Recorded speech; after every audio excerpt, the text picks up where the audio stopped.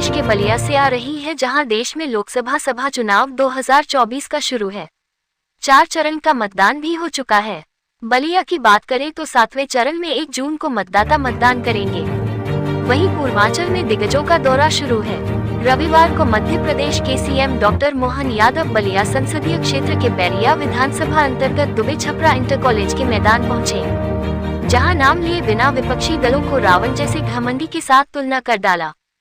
बता दें कि पूर्व प्रधानमंत्री स्वर्गीय चंद्रशेखर के पुत्र व बीजेपी प्रत्याशी नीरज शेखर को बीजेपी ने प्रत्याशी बनाया है, जिनके समर्थन में मध्य प्रदेश के मुख्यमंत्री डॉक्टर मोहन यादव ने जनसभा के दौरान कमल के फूल निशान पर वोट डालने का अपील किया।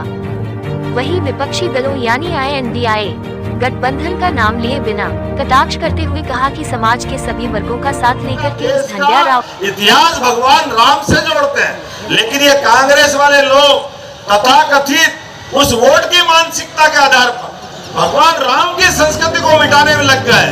मुझे इस बात का आनंद है 2014 में आपने मोदी जी को वोट दिया था, उस वोट के बलबूते पर इस देश से आतंकवाद समाप्त हुआ। हमारे अपने देश के दुश्मन उस पाकिस्तान को घर में घुस करके मार करके आतंकवाद का समापन हुआ था। हुआ कि नहीं हुआ था? जोरदार अभिनंदन करो मोदी जी के लिए।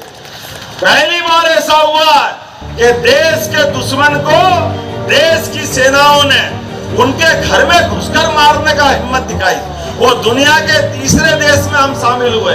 एक अमेरिका जो अपने देश के दुश्मन को कहीं भी मारता है, दूसरा इजराइल, और मोदी जी के नेतृत्व में तीसरा देश बना भारत। ये चुनाव इस बात का है कि हम देश को कहां ले जाना चाहते हैं। आप अंतरराष्ट्रीय नक्शे पे देख लो, समाचारों में आता है आज भी ईरान, इजराइल, रूस, यूक्रेन, चारों तरफ युद्ध के बादल चारों तरफ दिखाई देते हैं। ऐसे में देश की सीमाओं की सुरक्षा के लिए, देश के नागरिकों के अमन चैन के लिए देश का सशक्त नेता चाहिए। और दूसरी बार का वोट हमने सबने देखा, जिस भगवान राम के लिए प्रमाण मांगते थे, डंके की चोट अयोध्या में राम मंदिर बनाकर दिया कि नहीं दिया? जोरदार अभिनंदन करें नरेंद्र मोदी जी का। बोले जय जय श्री राम। सांस लेकर के उस घमंडिया रावण को, जिसके घमंड से ऐसा कहते हैं कि जो घमंडी होता वह किस मुंह से बोलता मालूम नहीं। तो एक कल्पना ये भी कर सकते हैं कि 10-10 मुंह से बोलने वाले ये घमंडियों की बात का, जवाब का भरोसा नहीं रहता है। ये कभी क्या बोलेंगे, कभी क्या बोलेंगे, ये कुछ भी बोलेंगे, वो लोग दुनिया इनको मान लेगी। लेकिन कर्म कैसे करते हैं? कर्म उस समय भी उनने वही किए।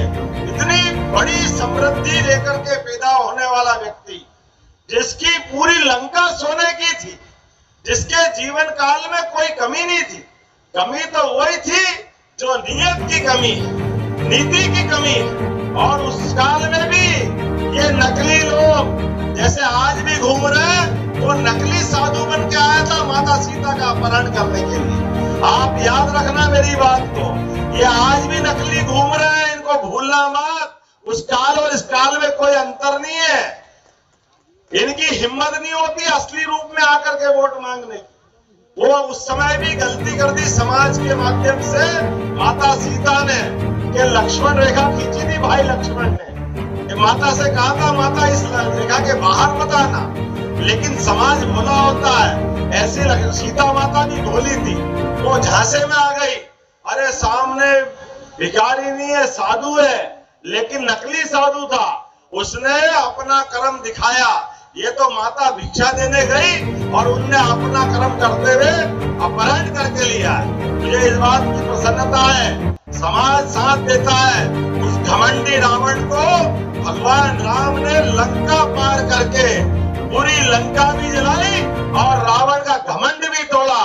ये होती है जनता की जीत।